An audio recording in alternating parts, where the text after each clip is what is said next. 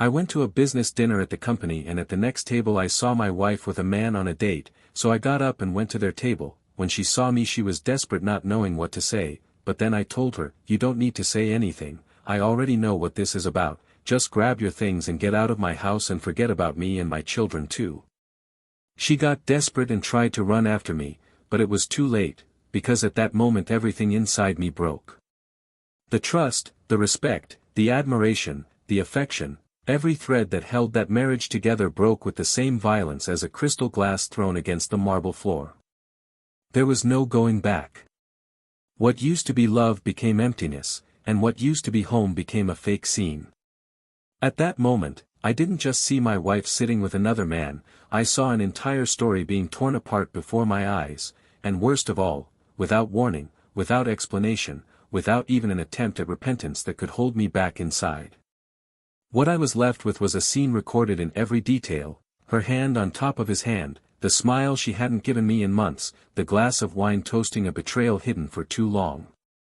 As she tried to stammer out some excuse, a stumble of words, something that would make that moment seem less cruel, I had already made up my mind. I walked away with my stomach churning and a strength inside me that I didn't even know existed. It hurt. How it hurt. It wasn't just the physical betrayal, it was the emotional betrayal, it was knowing that she had made choices every day up until that moment. And none of those choices involved honesty with me, with her children, with the family we had built. In the car, my breath was short, my chest tight, but there was a certainty that took hold of me with a coldness I never imagined I would carry. There was no more us. She wouldn't come home. She wouldn't come through the door with that look I knew so well. She wouldn't touch my pillow anymore. It was the end. And I did. When I got home, I took all her clothes out of the closet, put them in black bags, left everything on the sidewalk and sent a short message: "If you want to take your things, they're out. If you don't, the garbage will come tomorrow." I locked myself in the room with my children sleeping in the next room and cried. I cried like a man who loses everything at once. His dignity, his ground, his peace. But in that suffocating silence, a seed was also born that I didn't realize at the time, the seed of reconstruction. She tried to come back the next day. She knocked on the door, sent a message, cried on the intercom. He said he wanted to explain, that it wasn't what it seemed. That she felt confused, that she was hurt, that it was my fault for not being there anymore. But it was all so convenient, so automatic. As if someone had pressed a desperation button and activated catchphrases. None of it touched me. I looked at her like someone looking at an old photograph that no longer causes any nostalgia, only embarrassment. I didn't yell. I didn't argue. I just asked her to leave and not come back. In the following days, silence became routine. I tried to hold on to my work, my children, my home. Every corner bore a trace of her. A forgotten perfume, a brush in the bathroom, an old note stuck to the fridge. Little by little, I erased everything. I wanted to rebuild myself on top of what was left, even if what was left was little. Still, it was enough. Anger, however, came in waves. Especially at night. I relived dinner, relived the way she smiled at the other guy. I wondered what she said about me. If she laughed at me. If her lover knew that she was still sleeping in my bed until a few days before.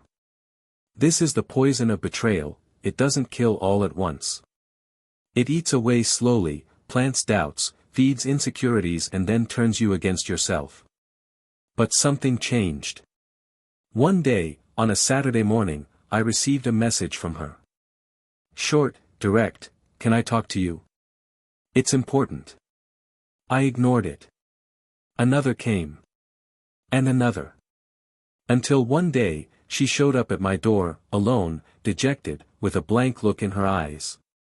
She said she needed to talk, that she didn't want to get back together, but she needed to tell the truth.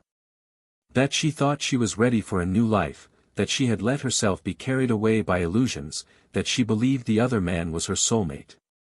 But what she found was the opposite.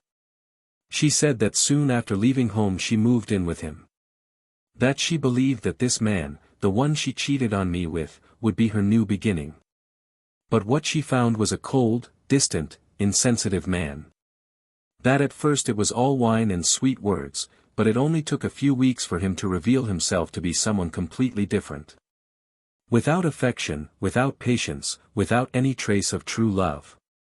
That he treated her as if she were a temporary companion, a trophy of conquest, but never as someone he really wanted to have around. She said, with tears in her eyes, that she felt used. That for the first time in her life, she felt invisible within a relationship. That she realized, too late, the value she had lost. She said she would wake up in the middle of the night missing her children and feeling guilty. That she no longer recognized herself in the mirror. That he had never listened to her, never cared about her fears or insecurities. That she was living with a stranger. A man who didn't even care if she cried. A man who would leave her alone for days at a time, who treated her as if she were disposable. And that now, even though she wanted to leave, she had nowhere to go. She had no home, no friends, and no respect from her own family. As she spoke, I just listened.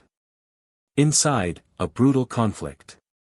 Part of me wanted to scream, and what did you expect? You destroyed everything for a stranger. But another part just felt pity. A distant pity. Cold. I was no longer the same man from dinner. The fire of hatred had turned to ash. Love? That had died that night. And for the first time, I realized, she was paying a price that did not come with revenge, but with consequences. She looked at me with red eyes, asking for forgiveness. Not for what she did, but for who she had become. She asked to see her children. She said she didn't want to mess up my life.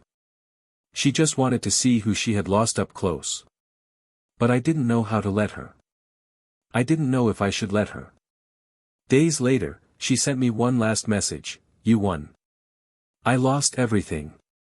I hope you forgive me one day. And then the silence returned. But it didn't hurt anymore. It didn't burn. It was a silence of liberation. And it was in that same silence that someone new appeared. First with a smile, then with a gesture. A light, real, sincere person. Someone who didn't know about my past, but respected me in the present. Who helped me rediscover what it was like to be truly seen. And maybe that's where the real story begins. Because when everything seemed to be falling apart, something inside me insisted on continuing. And this new beginning may have more twists and turns than I imagined.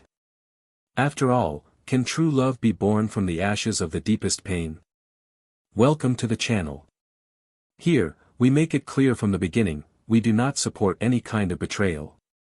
All the stories told are fictional, but they carry deep truths, because the betrayal destroys families, breaks trust and leaves scars that time does not always erase. The goal is to show, in an intense and realistic way, how each choice has a weight, and how, sometimes, regret comes too late. Get ready. You are about to hear a shocking story, intense and unforgettable. Darius has always been a silent man, but with a strong presence. The kind of person who could enter a room without having to say anything, and yet everyone could feel he was there. He was the balance between firmness and calm, between effort and lightness. When he was younger, he had to learn early on the weight of responsibility. Raised by a single mother in the south side of Chicago, he grew up hearing that everything he achieved would have to come from his own sweat, and he took this advice as a mantra for the rest of his life. He built his career step by step, facing closed doors, suspicious looks and empty promises until he finally landed his spot at one of the largest financial consulting firms in the city. There, between meetings, spreadsheets and sleepless nights, he met the person who would become the biggest turning point in his life, Emily. Emily was unlike anything Darius had ever known. Intelligent, talkative, charming. Not because she was exuberant, but because she knew exactly what to say and how to say it. There was an almost hypnotic confidence about her, a certainty in every gesture, as if she belonged wherever she was. Coming from a traditional family, with a lawyer father and an educator mother, she grew up in a reality very different from Darius's, but that was never an obstacle. They fell in love quickly, but built it slowly. They dated for 3 years before getting married, interspersed with professional achievements, changing apartments, long conversations about the future and the certainty that one completed the other in an almost symbiotic way. The wedding was discreet but unforgettable. Not because of the exaggerations or ostentation, but because of the emotion that could be felt in every detail. Emily cried while reading her vows, and Darius, who rarely let himself be carried away by emotions, had to pause for several seconds to breathe and contain the lump in his throat. They promised to grow together, not only individually, but also as a couple, as a duo, as the foundation of a family that would form soon after. When their children were born, first Elijah, then Ava, Darius discovered a kind of love he didn't know was possible. Something that didn't translate into words, but into gestures. In sleepless nights, in hands that held theirs while they slept, in laughter in the early mornings and in fear when they coughed in the middle of the night. Emily also seemed to flourish with motherhood. She was a loving, dedicated, present mother who made a point of creating rituals with her children, like telling them stories before bed or making pancakes on Sundays. Darius, even tired from long workdays, never stopped participating. Even if it was just to be there, listening to the laughter coming from the room while she read fairy tales or stories of heroes. The two built a home based on small details. The playlist that played during breakfast. The photos stuck to the fridge with travel magnets. The bookshelf that grew over the years. The couch where they watched their favorite movies. The smell of the lavender incense she always lit at the end of the day. Everything seemed so right. Even with the challenges, the routines, the cloudy days, their love seemed to hold up. There were no constant fights, no shouting, no accumulated resentments. There was, yes, a certain weariness of time, of the routine that swallows you up. But they both tried. Or, at least, they seemed to try. Darius, for his part, never stopped working hard. He had grown up with the feeling that stability was synonymous with love. That keeping the house, paying the bills, ensuring comfort was a way of saying, I love you. Emily, on the other hand, seemed to want other demonstrations. She was more into emotional exchange, gestures, words. And over time, these small differences became silent. Not fights, but silences. And silences are treacherous, because they don't scream, they just accumulate. She began to change subtly. Not blatantly, but in the details. She began to take more care of her appearance, even for simple appointments. She began to stay away a little more. She avoided certain touches or long conversations. Nothing alarming, but noticeable. Darius noticed, but didn't interpret it. I attributed it to stress, routine, life.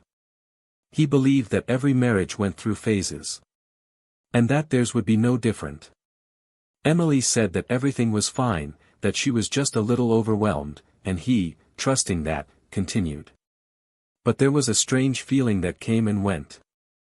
An intuition that bothered him, but that he pushed to the back of his mind. When she spent more time on her phone and said that they were messages from the children's school group, he believed her. When she said that she needed to go to Pilates early, he didn't question it. When she laughed differently, he tried to laugh along, even without understanding why. The trust they had built over so many years didn't allow him to doubt her, and even if something inside him whispered otherwise, he kept quiet. At work, he was on the rise. He had recently been promoted to operations director, which brought with it more responsibilities, off-site meetings, and late nights.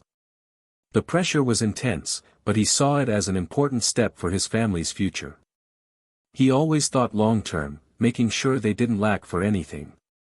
Sometimes he missed school events, sometimes friends' birthdays or special occasions, but he always made up for it with gifts, trips, and romantic dinners, even if Emily hadn't seemed as excited about it lately. The house was still the same. The children still ran through the hallways, the scent of lavender still spread in the late afternoons, but something was different there. Something almost imperceptible to those who saw it from the outside, but palpable to those who lived inside. Her touch seemed more absent. The kiss at the door, more automatic. Her presence, less present. And yet, Darius continued. Trying, insisting, believing that it was just a phase, a tide. Weekends became quieter. Family outings decreased. Conversations between the two became more objective, practical, focused on the children or household chores. She said she was tired, and so was he. But it was a different kind of tiredness. His was physical, hers seemed emotional. And even with all of this, he never imagined that it could turn into something bigger. He always believed that the love they had built would be enough to withstand anything. Emily still smiled, still took care of the house, the children, still talked to him. But there was a distance in her eyes. An absence within the presence. As if she were somewhere else, even though she was sitting right next to him. Sometimes he would watch her from afar and wonder if she was happy. But he never had the courage to ask. Maybe because he feared the answer. Maybe because, deep down, he already knew. But what he didn't know, what never crossed his mind, was that that absence had a name, an address, a smile that wasn't his. And that, sooner than he imagined, that entire structure he had spent years building, with so much care and sacrifice, was about to collapse without warning. With no chance of defense. No time to react. And when that happened, no beautiful memory, no past gesture, no promise made would be able to stop the pain that would come. A pain that does not scream, but destroys from within. A pain that transforms. That reinvents. That teaches. But at that moment, there was still silence. There was still a false calm. There was still hope that everything could go back to the way it was. There was still, for Darius, faith that love was enough. But soon, he would discover that love alone cannot sustain what is being silently undermined. Because sometimes, the ones we love the most are the ones who break us the most. And it is from this breaking that a new story begins to be written. And when this new story began, nothing would be the same again. The routine continued, but there was something about the days that seemed out of step. Time no longer flowed as before, the mornings no longer brought the same lightness, and the late afternoons left a strange taste of absence, as if some important piece of the emotional machinery of that home had come loose, but no one had noticed exactly which one. Darius woke up early, as always. He took care of the children, organized their backpacks, made coffee when he could. He still left notes on the table for Emily when he had meetings too early. Simple things, but they carried a silent hope of reunion. Emily read the notes, sometimes smiled discreetly, but no longer responded. And this detail, small in appearance, grew inside him like an uncomfortable restlessness. It was like talking to a hot wall, there was heat, but there was no return. The tiredness in Emily's eyes was growing. But it wasn't the kind of tiredness that mothers accumulate from sleepless nights or worries about their children. It was an emotional tiredness, an exhaustion that bordered on disinterest.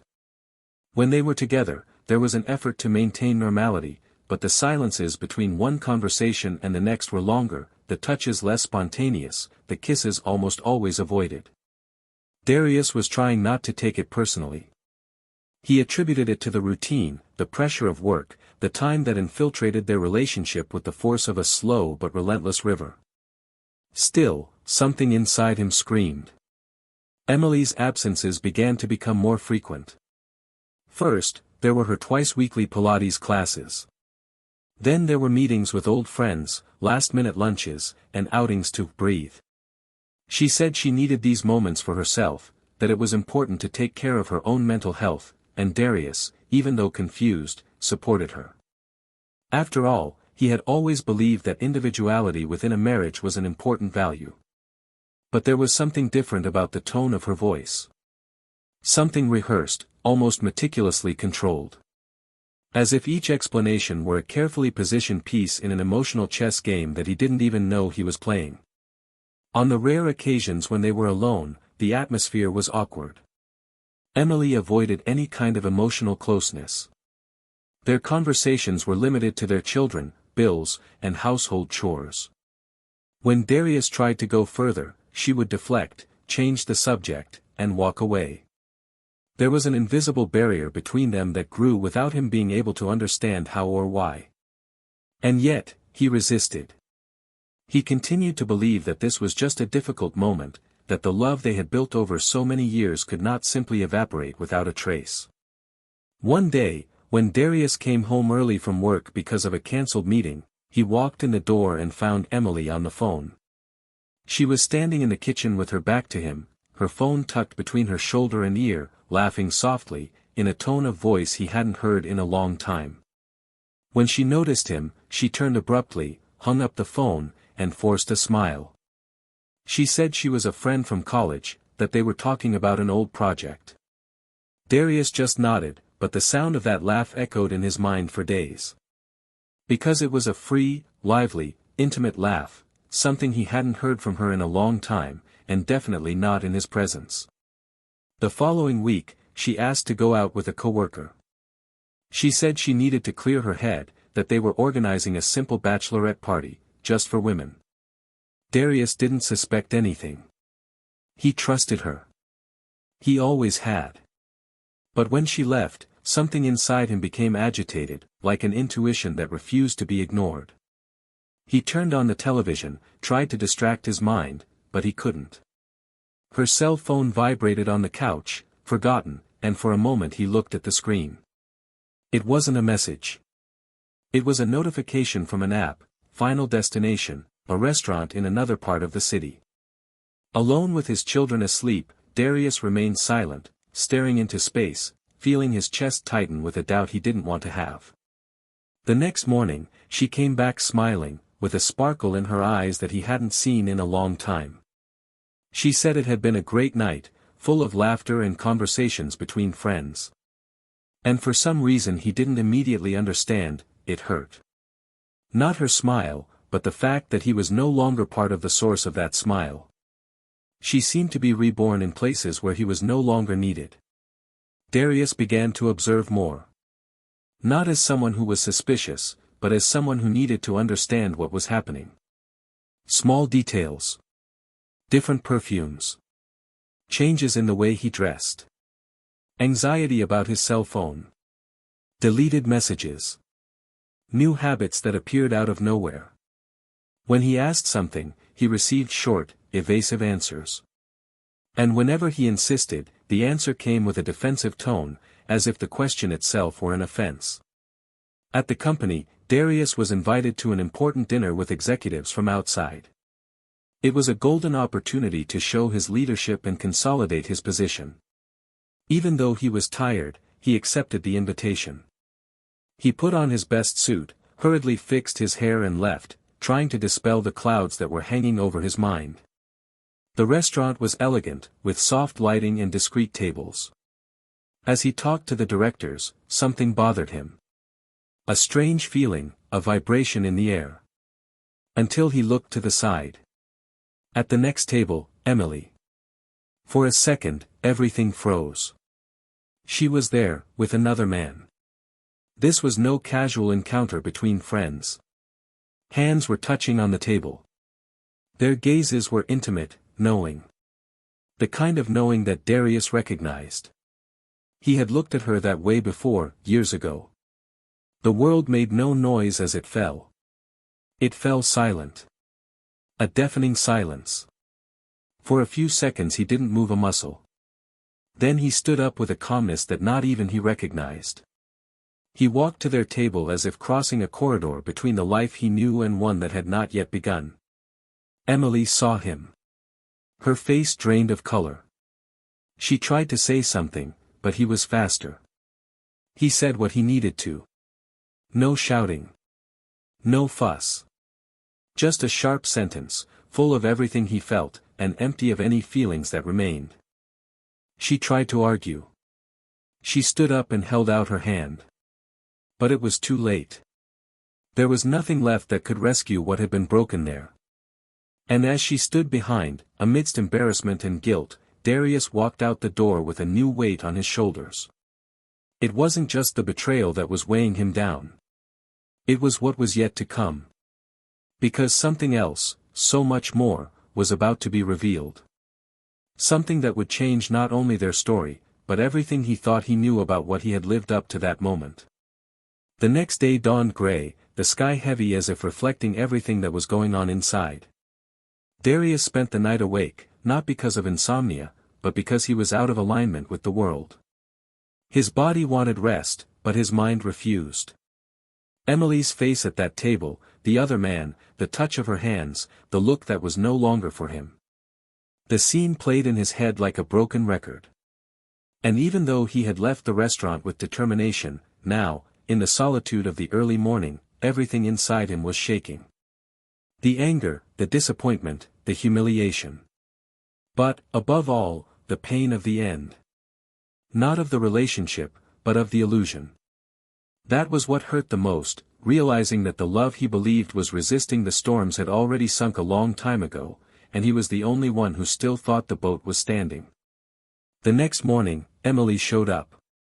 She knocked on the door without texting first, her face lined with sleeplessness and her eyes red. Darius hesitated for a few seconds before opening the door. He didn't want to hear excuses. He didn't need justifications. The image of her smiling at another man was still too vivid in his memory for him to be able to hear anything without anger. But he opened the door. Partly out of respect for the years, partly because he wanted to understand why. Emily entered slowly, without trying to touch him.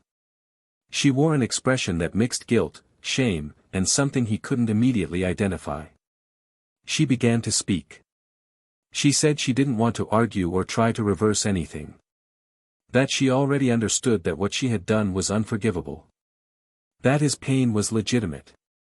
Darius remained silent. He stared at her, as if watching a building that he had helped build with his own hands collapse. Emily said that the relationship with the other man had started a few months ago, gradually, in a context that she herself had not expected. She said that she felt alone, forgotten, that she was searching for something she hadn't felt in a long time. None of this made anything less of a difference, but that was what she said she had felt. Darius remained silent until he finally answered. He said that she could have spoken, she could have asked for help, she could have chosen any path before choosing that one. And then, in a restrained outburst, he said that all he wanted now was distance. That there was no going back, and that he didn't want to see her even around the house. Emily hesitated. And it was in that moment, in that pause that lasted little more than a sigh, that he realized, there was something more. Her look wasn't just one of regret. It was of someone who was still hiding something. She sat on the couch, her body hunched over, as if she was carrying more weight than her shoulders could bear. And in a low, almost trembling voice, she told him that he was right, that there was more than he saw, more than she had told him at the restaurant, more than she was willing to admit that night.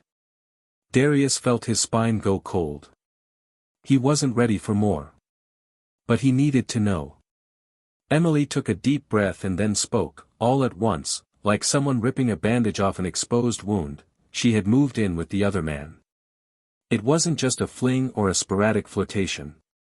She had believed that the relationship was real, solid, promising. She had left home not only emotionally, but physically. She was ready to start over with him. Darius took each word as if it were daggers piercing his dignity. And before he could say anything, she continued. She said she moved thinking she would be loved, cared for, valued. But what she found was a completely different man from the one who smiled in the messages and in secret meetings. He was distant, controlling, emotionally cold. In the first few weeks, he pretended to care. But soon came the absences, the silences, the disappearances for days, the rudeness disguised as jokes. Emily tried to sustain what she had done, but she quickly realized that it was nothing more than a fantasy. And yet, she held on. She tried to make it work. Because going back would be too humiliating. Admitting her mistake was facing a reflection that she herself could not bear. And then, looking at the floor, she confessed what she had never told anyone. She said that the man, the one she had left everything for, only wanted her for one reason, because she was her. Because she was Darius's wife.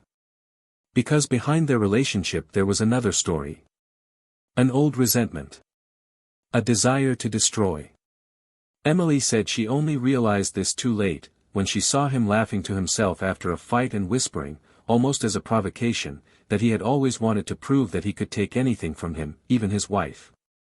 The impact was like a punch to the gut. Darius felt the ground disappear for seconds.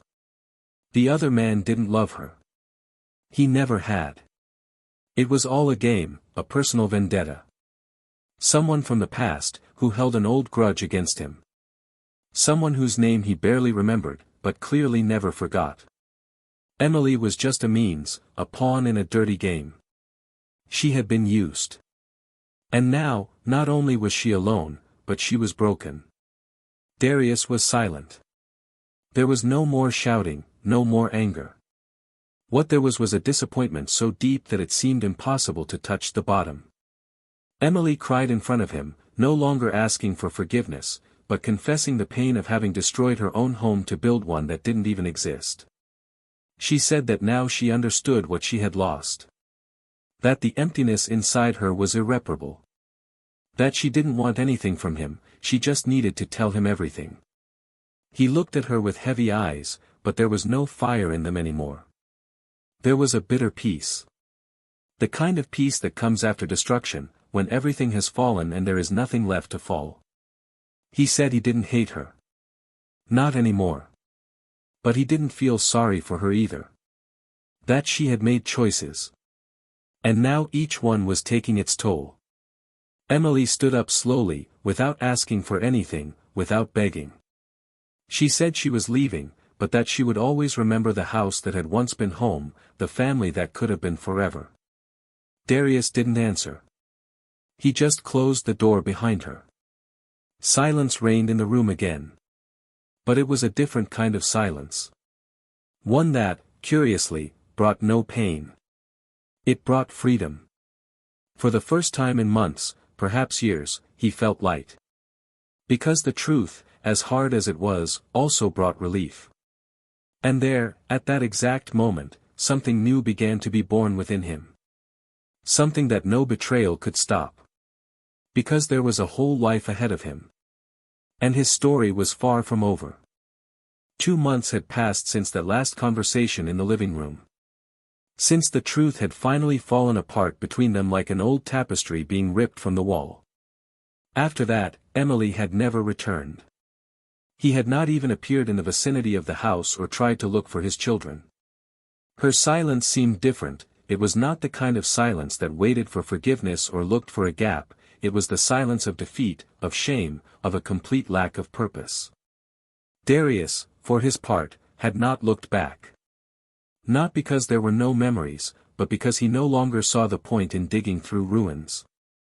His life, although marked by a new and painful scar, was now following a new course. A more serene, more attentive and, above all, freer course. The children didn't ask many questions. Elijah, the oldest, understood from his father's eyes what he needed to understand, even without words. Ava, with her childlike sweetness, just asked one night, while combing her hair sitting on the bed, "Daddy, does Mommy still love us?" Darius took a while to answer. He sat next to her, held her little hands and said that love sometimes hides in difficult places, but that he and her brother were the most precious thing she could have. Ava smiled slightly and hugged her father tightly. It was the only answer needed. A few weeks later, Darius decided it was time to get out of the city for a few days. Not an escape, but a break. He asked for a few days off, organized his work commitments, and calmly packed his bags. He chose a secluded country house, surrounded by nature and far from the suffocating concrete that reminded him of the pressure of so many years. He took his children with him. They needed this as much as he did. Far from the questions, the stares, the memories. On the first day, they walked along trails, breathed the clean air, and picked fruit straight from the tree. On the second night, while the children slept, he sat on the porch with a cup of tea and an open book that he didn't even read. He just gazed at the dark, starry sky, feeling, for the first time in a long time, at peace. On the third day, he met someone. Not as if he were looking for someone, but as if he bumped into someone. She was with her little boy, walking through the same woods he walked with his children. The boy slipped, fell, cried, and she, nervous, tried to calm him down without knowing exactly what to do. Darius approached, crouched down and offered him a handkerchief. He helped the boy to stand up, carefully cleaned his knees, and the boy was soon smiling again. She thanked him with a sincere smile, almost relieved. Her name was Nora. She had a lightness in her eyes that contrasted with the firmness of someone who had already faced some storms. Over the next few days, their meetings were repeated, always casual, always with children involved. They shared coffee, short and then long conversations, until one day, under a leafy tree, the two sat side by side and talked about life. Not about the past. About the present. Nora was a nurse, had lost her husband 2 years earlier in an accident, and had been raising her son alone ever since. She told her story with disarming honesty, without hiding her pain, but also without holding on to it. There was an emotional maturity in her that touched Darius in a new way. Not as something overwhelming, but like a breeze that quietly enters through the window, slowly changing the atmosphere. The children quickly became attached. Elijah became a natural protector of Nora's son, while Ava was enchanted by the stories she knew how to tell. There was laughter in those days. Light, pure laughter, different from the effort of keeping up a facade. It was real life, with stumbles, but with truth. On the last day, before they returned home, Nora and Darius walked together while the children played by the lake. She said she hadn't expected to find anyone there. He replied that he hadn't expected anything either. But he had found much more than he was looking for, he had found himself again. When he returned, things didn't change abruptly. Darius went back to work, his commitments, his school trips, his dinners at home. But something was different. Not inside the house, but inside him. The calm he had found during those days turned into clarity. He began to allow himself more. He received messages from Nora, they exchanged photos, conversations, plans for the weekend. Little by little, that discreet woman began to occupy a space that had previously been a dark hole. And the curious thing was that she didn't try to fill anything. She just walked by his side. No pressure, no promises. Just her presence. It was then, on a random Saturday, that Emily reappeared. This time, not physically. But through an envelope left in the mailbox. No name on the front, just a seal and a firm piece of paper. Darius opened it with the calm of someone who expected nothing more. Inside, a handwritten letter. Emily said she was leaving town. That she had decided to start over in another state, where she could rebuild herself, far from everything she had done. She said she didn't expect forgiveness, or contact, but she wanted to ask that if one day her children wanted to know about her, that he tell them who she was before everything. Before she lost herself. Darius read it to the end, folded the letter and put it away. Not out of attachment, but because he understood that this was the final point she had written for herself. And he would respect that. The following week, on a Sunday afternoon, Nora came over for a simple dinner. The children ran around the yard, laughing, splashing water, and the two adults stayed in the kitchen preparing something together. Between one laugh and another, Darius watched her stirring the pot and felt something he no longer knew was possible, peace in the midst of everyday life. It wasn't overwhelming passion, nor blind enchantment. It was connection. It was knowing that there, by his side, was someone who didn't look at him with demands or expectations, but with real presence. When they sat down to dinner, Nora discreetly took his hand, and he returned the gesture naturally. The children's eyes met and they smiled. The family was no longer the same. But it was still a family. Made of scars, new beginnings, old pains and renewed affections. Darius finally understood that some losses are doors. That rock bottom can be the only place firm enough to push yourself up with true strength. And there, amidst children's voices, warm food and looks that spoke more than words, he knew, what Emily had destroyed could never be rebuilt with her. But there was something stronger being built now. Something that didn't erase the past, but wasn't tied to it either. Something that was born with truth. And for the first time, he allowed himself to love again. Not like someone who gives himself up out of necessity, but like someone who knows that, after everything he's been through, he deserves to love, and be loved, sincerely. That night was the first of many in which Darius slept without a weight on his chest. There was no longer any conflict within him about what he felt for Emily, nor were there any shadows about what was yet to come from her. It was as if, after so much time being pushed by the waves of doubt, he had finally found solid ground to walk on, without fear of sinking. But the world does not stop to respect anyone's internal process. The demands of everyday life returned as always, relentless and indifferent, and now he had to deal with something more delicate than pain, transition. It was easy to make decisions in the midst of chaos, but living the consequences in times of calm was the real test. Emily was gone, but the children still lived with the effects of her disappearance. They did not demand explanations, but her absence was a constant noise in the background of every conversation. Darius tried to compensate with presence, with routine, with listening. He tried to ensure that the children's pain would not turn into heavy silence in the future. The dilemma naturally arose in the weeks that followed. Nora, although present and kind, hesitated to get too close to the family nucleus. It was as if she understood that there was a territory there that was still in mourning, even without tears.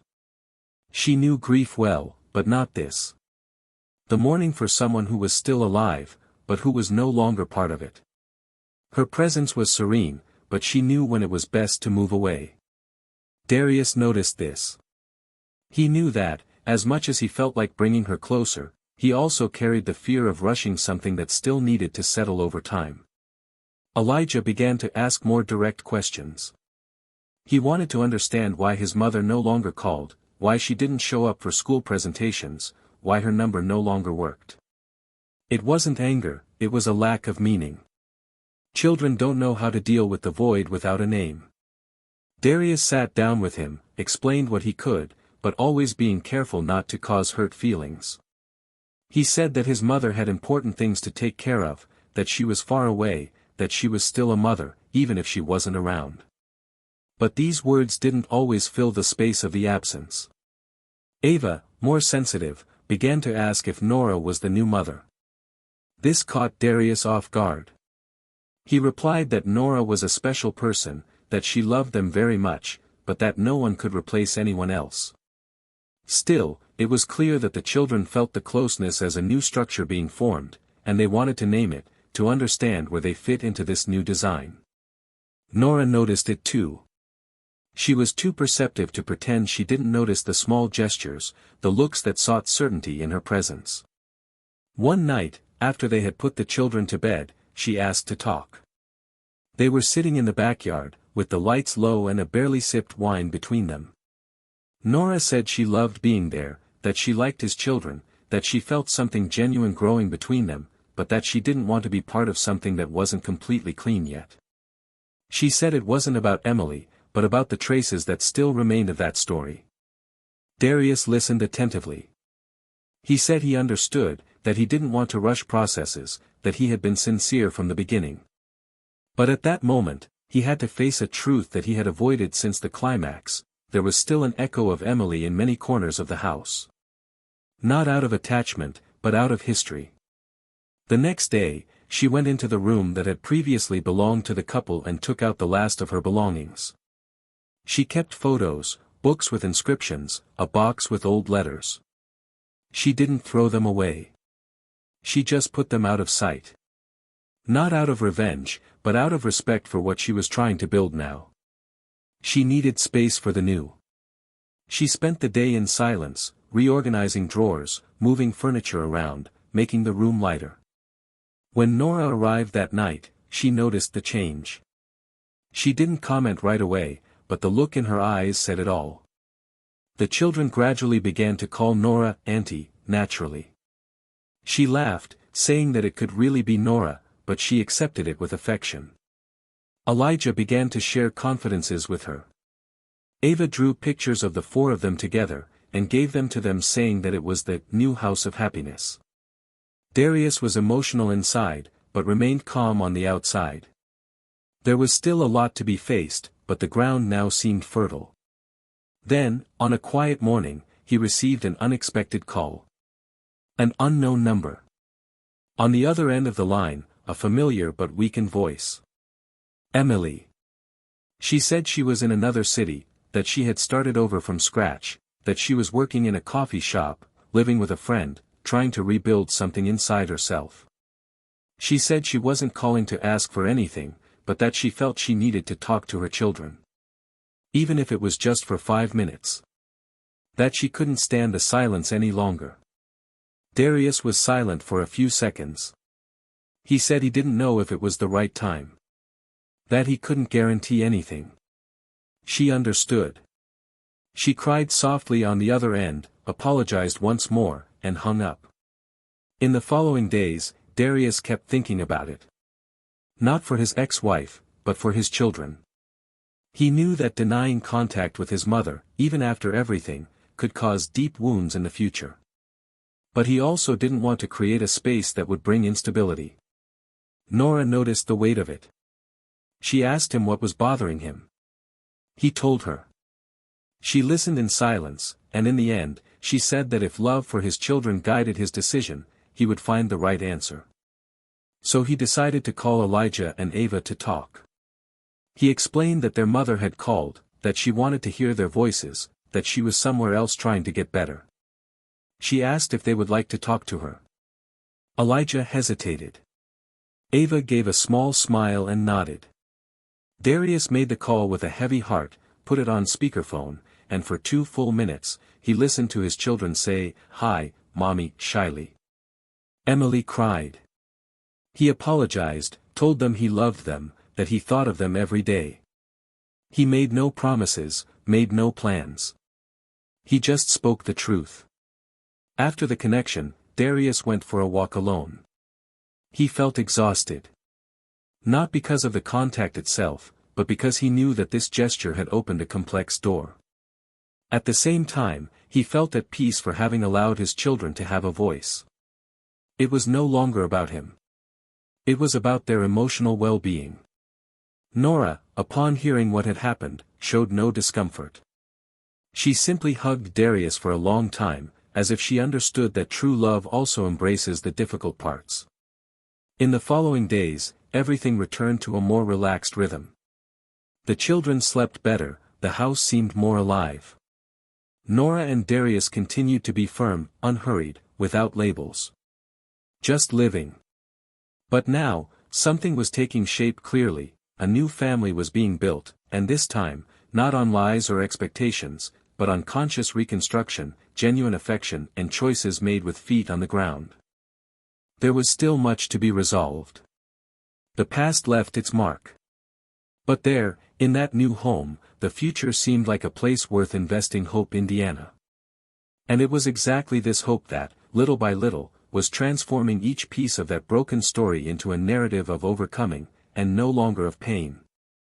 The days began to unfold with an almost disconcerting naturalness, as if, despite everything that had been broken and the pain that had to be swallowed in silence, a new order was being established, made up of small, conscious decisions.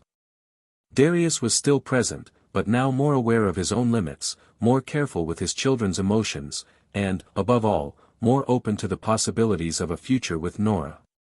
She, in turn, had made it clear that she did not want to occupy a space by force.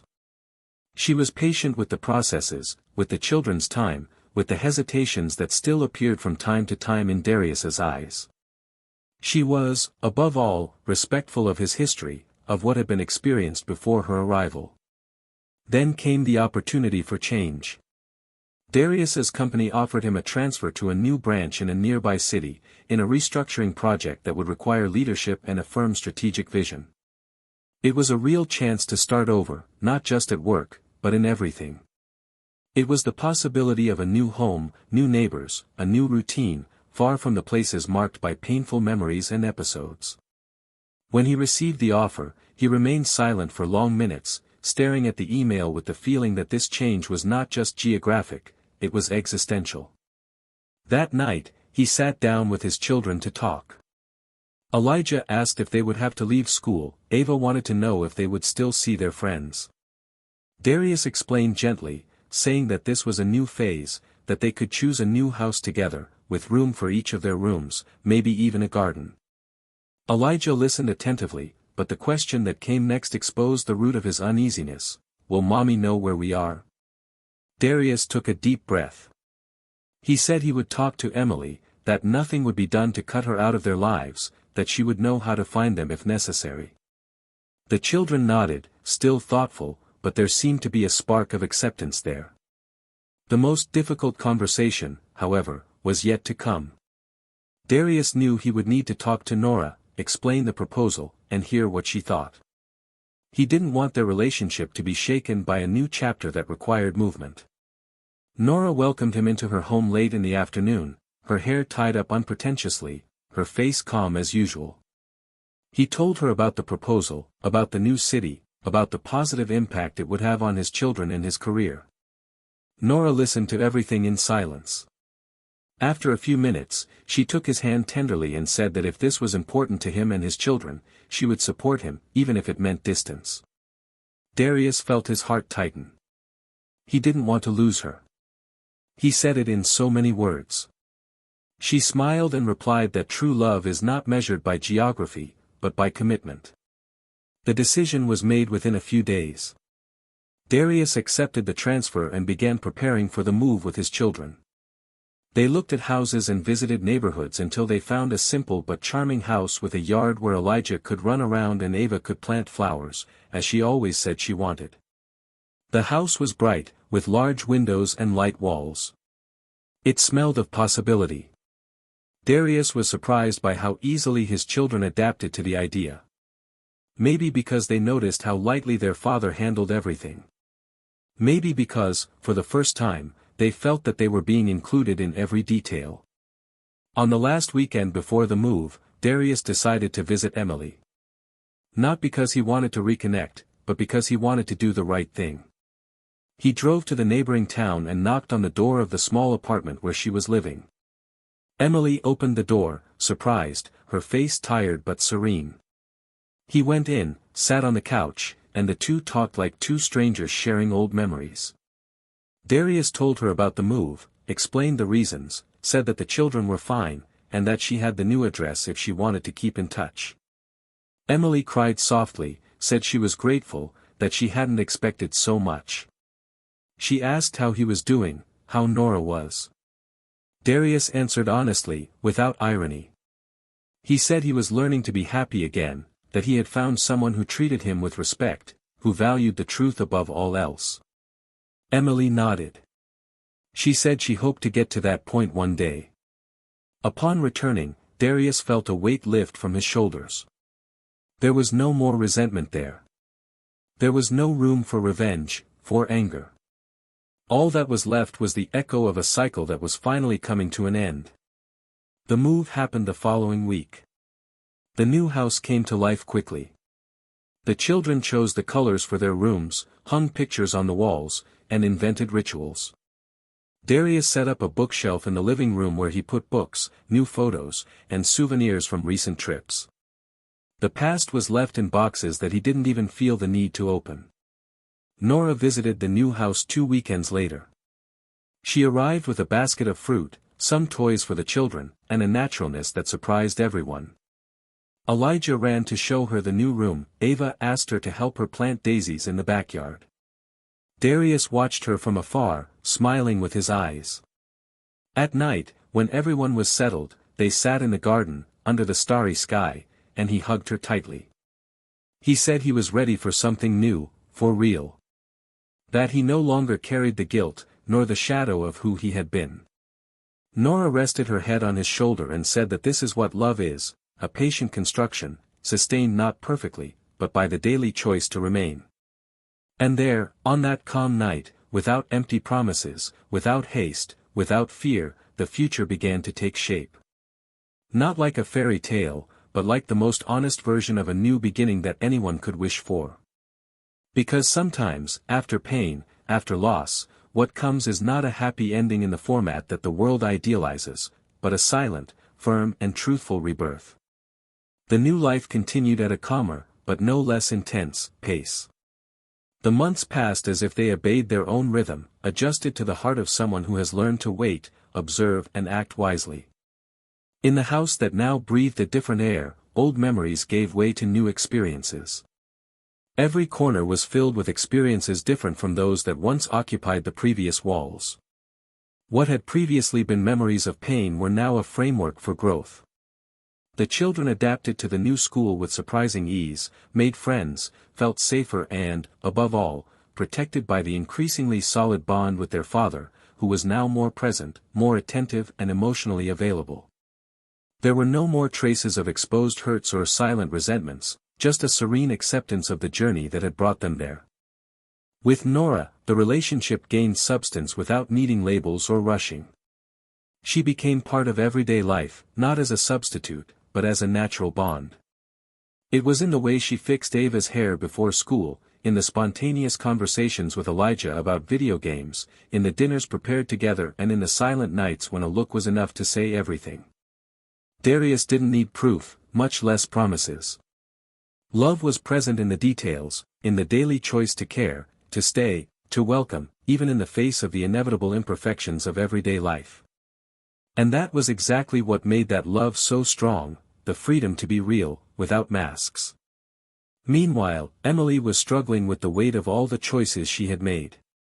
She continued working at the same cafe, living in a small rented apartment, isolated from almost all the old ties that had once been part of her history. The solitude, once voluntary, became a prison. She tried to stay strong, paid her bills, smiled at the customers, but she knew that her world had shrunk. There were no children in the hallways, no laughter echoing through the house, no arms to comfort her at the end of the day. One night, sitting alone on the narrow porch of her building, she wrote a letter to her children. In it, she did not speak as a repentant mother, but as a woman who had finally understood the true price of her choices. She did not ask for a return, nor immediate forgiveness. She simply wanted them to know that she thought of them every day, and that everything she did now was in search of some kind of redemption, even if invisible. He put the letter in an envelope, sealed it delicately, and left it in the mailbox of the new house, without ringing the doorbell, without waiting for a response. Darius found the letter a week later and read it alone, sitting at the kitchen table while the children slept. He finished reading it with a distant look in his eyes, feeling something that was not anger or sadness, but a bitter understanding. Life went on, but traces of what had happened still showed up from time to time, like small ripples in a lake that already seemed calm. He didn't show the letter to his children at that moment. He kept it. Not out of censure, but because he knew there would be a right time for that. Months later, something unexpected happened. Nora was invited to a health conference in another state, and Darius decided to accompany her and their children, turning the trip into a small family getaway. During their stay, something changed. At a modest dinner, with the children distracted in a corner and the two of them sitting too close to avoid their own feelings, he finally asked her, bluntly, if she wanted to share her life with him, not just as a presence, but as a permanent partner. Nora laughed with emotion in her eyes, and held his hand as if she had already known that this moment would come. There were no knees on the floor, no applause, no flashes. Just two people who had already experienced enough losses to know that true commitment comes from overcoming and choosing. The wedding was held in an intimate manner, in the backyard, with a few friends and the children as the main witnesses. Elijah wore a suit that seemed too big for him, but he wore it with pride. Ava carried the flowers with contagious joy. The ceremony was brief, but full of meaning. The words exchanged there were not fairy tale promises, but real pacts. Love, respect, loyalty. Darius looked at Nora as if he were finding himself again, not as if he were starting something new, but as if he were honoring the path he had taken to get there. Emily found out about the wedding on social media. She saw a photo posted by a mutual acquaintance, where the children were smiling genuinely, Nora was holding Darius's hands, and everyone looked exactly where they should be. She spent hours looking at that image. She didn't cry. She just looked. And then she turned off her phone, got up, and went to work. Because now, even from outside the story, she understood that the world went on with or without her participation. And that the pain she had previously tried to erase was now a constant reminder of how much love, when mistreated, withdraws. No shouting. No scandal. It just goes on. At the end of the year, Darius found, by chance, the letter that Emily had left for the children. He read it again, and felt that time had given him enough maturity to deliver it. He called Elijah and Ava, sat with them in the living room, explained what it was, and let them read it without interference. They were moved, asked questions, and reflected. In the end, Ava said she wanted to write a reply, and Elijah agreed. They wrote together, saying that they were fine, that they missed him, but that they were happy. Darius did not read what they wrote, he respected it. He just put the letter in the mail and let fate do its thing. And that's how everything fell into place. There was no divine justice, no miraculous endings. There was growth, awareness, and reconnection with what really mattered. Everyone found their place in the story, even those who had lost their way along the way. Darius rebuilt not only his life, but his understanding of love. Nora showed that it is possible to love someone without fixing them, just by being there during the healing process. Elijah and Ava grew up surrounded by real examples, of pain faced with dignity and new beginnings lived with truth. And Emily. Emily carried on with her own ghosts, trying, day after day, to do something different with the pain she herself caused. Maybe one day she will find something of herself again on those paths she now walks alone. Maybe she will never find it again. But this, now, is a story she needs to write alone. Now that you've come this far, I want to know, what did you think of this story? Comment below with your opinion, tell us what impacted you the most, what you learned from this journey. And if this story touched you in any way, subscribe to the channel and don't forget to like it, this really helps us to continue bringing stories that touch your heart. This story is clear proof that betrayal does not destroy just one moment. It breaks the foundation of a house, disfigures bonds, separates parents from their children, suffocates everything that was built with effort and love. Rebuilding after this is possible, but it will never be with the same bricks. Each person who commits betrayal carries with them the responsibility for everything that is undone from that moment on, and they rarely realize this at the time. Therefore, the choice for loyalty, honest conversation and true commitment must be made every day. Betrayal is not a mistake. It is a choice. And this channel makes it clear, here, we do not support any kind of betrayal. Here, the moral is always about truth, respect and reconstruction. Until the next story.